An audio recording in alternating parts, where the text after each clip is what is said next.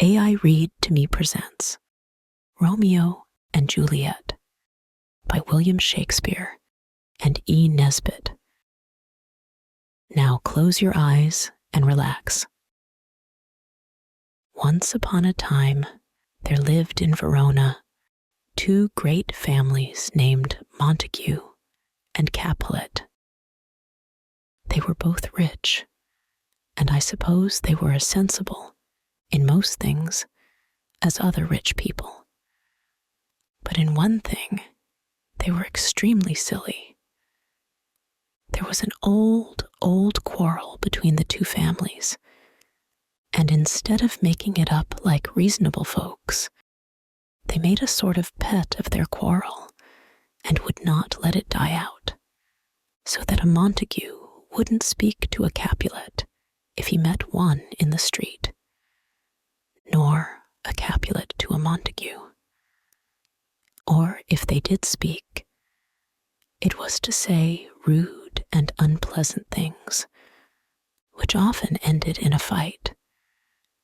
And their relations and servants were just as foolish, so that street fights and duels and uncomfortablenesses of that kind were always growing out of the Montague and Capulet quarrel. Now Lord Capulet, the head of that family, gave a party, a grand supper and a dance. And he was so hospitable that he said anyone might come to it, except, of course, the Montagues. But there was a young Montague named Romeo who very much wanted to be there, because Rosalind, the lady he loved, had been asked. This lady had never been at all kind to him, and he had no reason to love her.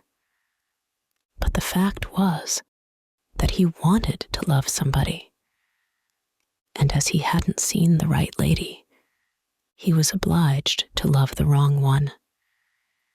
So, to the Capulets' grand party he came, with his friends Mercutio and Benvolio. Old Capulet welcomed him and his two friends very kindly, and young Romeo moved about among the crowd of courtly folk dressed in their velvets and satins, the men with jeweled sword hilts and collars, and the ladies with brilliant gems on breast and arms, and stones of price set in their bright girdles. Romeo was in his best too, and though he wore a black mask over his eyes and nose, everyone could see by his mouth and his hair and the way he held his head that he was 12 times handsomer than anyone else in the room. Presently, amid the dancers, he saw a lady so beautiful and so lovable that from that moment he never again gave one thought to that Rosalind whom he had thought he loved, and he looked at this other fair lady as she moved in the dance in her white satin and pearls, and all the world seemed vain and worthless to him compared with her. And he was saying this, or something like it, when Tybalt, Lady Capulet's nephew, hearing his voice, knew him to be Romeo. Tybalt, being very angry, went at once to his uncle and told him how a Montague had come uninvited to the feast. But old Capulet was too fine a gentleman to be discourteous to any man under his own roof, and he bade Tybalt be quiet. But this young man only waited for a chance to quarrel with Romeo. In the meantime, Romeo made his way to the fair lady and told her in sweet words that he loved her and kissed her. Just then, her mother sent for her, and then Romeo found out that the lady on whom he had set his heart's hopes was Juliet, the daughter of Lord Capulet, his sworn foe. So So he went away, sorrowing indeed, but loving her nonetheless. Then Juliet said to her nurse, "Who is that gentleman that would not dance?"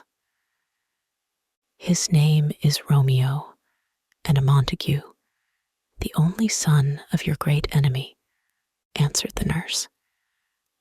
Then Juliet went to her room and looked out of her window over the beautiful green-gray garden where the moon was shining, and Romeo was hidden in that garden among the trees, because he could not bear to go right away without trying to see her again. So she, not knowing him to be there, spoke her secret thought aloud and told the quiet garden how she loved Romeo. And Romeo heard and was glad beyond measure. Hidden below, he looked up and saw her fair face in the moonlight, framed in the blossoming creepers that grew round her window. And as he looked and listened, he felt as though he had been carried away in a dream and set down by some magician in that beautiful and enchanted garden. "Ah, why are you called Romeo?" said Juliet. "Since I love you, what does it matter what you are called? Call me but love, and I'll be new baptized. Henceforth, I never will be Romeo," he cried, stepping into the full white moonlight from the shade of the cypresses and oleanders that had hidden him. She was frightened at first, but when she saw that it was Romeo himself and no stranger, she too was glad, and he standing in the garden below, and she leaning from the window, they spoke long together, each one trying to find the sweetest words in the world to make that pleasant talk that lovers use. And the tale of all they said, and the sweet music their voices made together, is all set down in a golden book, where you children may read it for yourselves some day. And the time passed so quickly, as it does for folk who love each other and are together, that when the time came to part, it seemed as though they had met but that moment, and indeed they hardly knew how to part. "I will send to you tomorrow," said Juliet. And so at last, with lingering and longing, they said goodbye.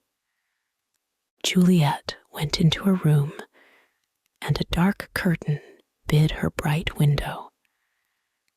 Romeo went away through the still and dewy garden like a man in a dream. The next morning, very early, Romeo went to Friar Lawrence, a priest, and, telling him all the story, begged him to marry him to Juliet without delay. And this, after some talk, the priest consented to do. So, when Juliet sent her old nurse to Romeo that day to know what he purposed to do, the old woman took back a message that all was well, and all things ready for the marriage of Juliet and Romeo on the next morning. The young lovers were afraid to ask their parents' consent to their marriage, as young people should do, because of this foolish old quarrel between the Capulets and the Montagues. And Friar Lawrence was willing to help the young lovers secretly, because he thought that when they were once married, their parents might soon be told, and that the match might put a happy end to the old quarrel. So the next morning early, Romeo and Juliet were married at Friar Lawrence's cell and parted with tears and kisses. And Romeo promised to come into the garden that evening, and the nurse got ready a rope ladder to let down from the window so that Romeo could climb up and talk to his dear wife quietly and alone. But that very day, a dreadful thing happened. Tybalt, the young man who had been so vexed at Romeo's going to the Capulets' feast, met him and his two friends, Mercutio and Benvolio, in the street, called Romeo a villain, and asked him to fight. Romeo had no wish to fight with Juliet's cousin, but Mercutio drew his sword, and he and Tybalt fought, and Mercutio was killed.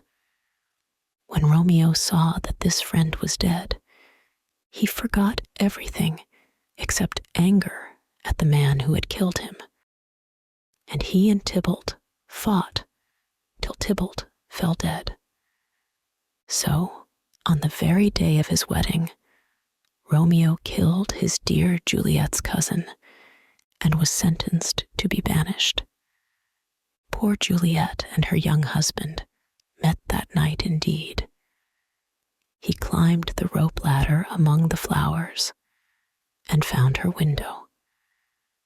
But their meeting was a sad one, and they parted with bitter tears and hearts heavy, because they could not know when they should meet again. Now, Juliet's father, who of course had no idea that she was married, wished her to wed a gentleman named Paris, and was so angry when she refused that she hurried away to ask Friar Lawrence what she should do. He advised her to pretend to consent, and then he said, "I will give you a draught that will make you seem to be dead for 2 days, and then, when they take you to church, it will be to bury you and not to marry you.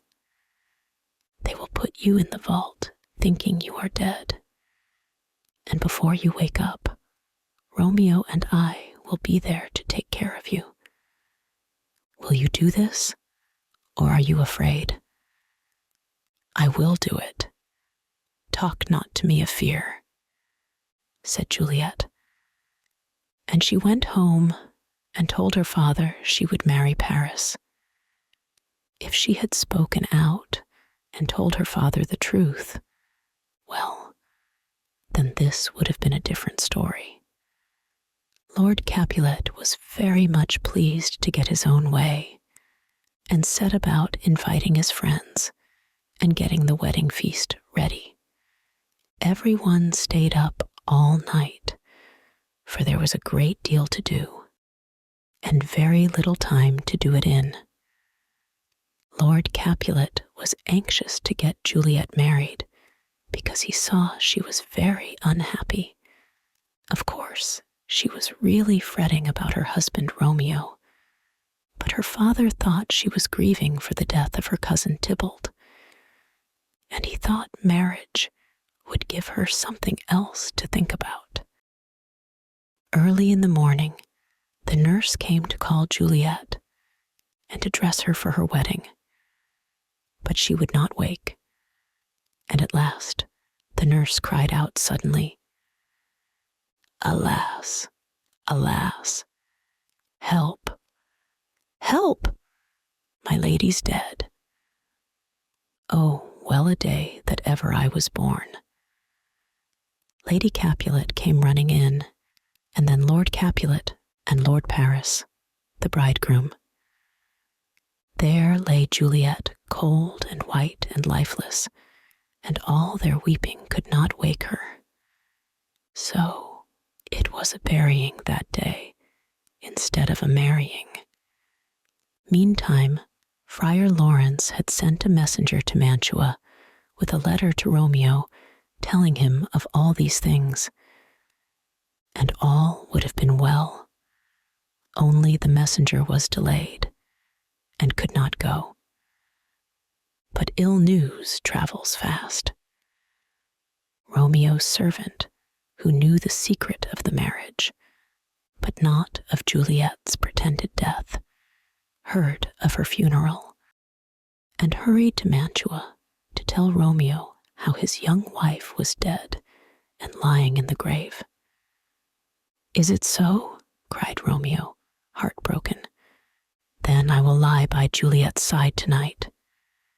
And he bought himself a poison and went straight back to Verona.